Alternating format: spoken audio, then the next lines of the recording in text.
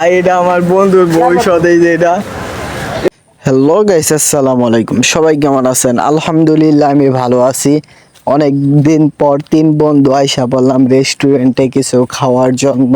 দেখেন আমার বন্ধু কি বলে ভাইরাল হওয়ার জন্য, সবাই শুনে যাবেন। পপুলার হওয়া নিনজা টেকনিক। প্রথমে টিকটক অ্যাকাউন্টে যে হালকা পাতলা ভিডিও আপলোড করতে হবে।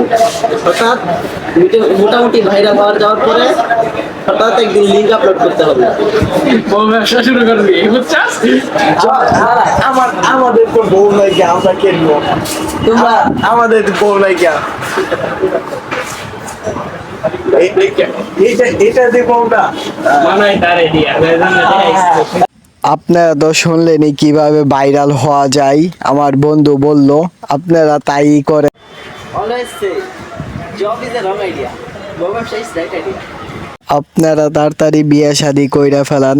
অনেক দুষ্টামি করলাম, আল্লাহ ক্ষুধা লাগছে, একটু খাওয়া দাওয়া করে নেই। এটা আমার বন্ধুর ভবিষ্যৎ এই যে এটা।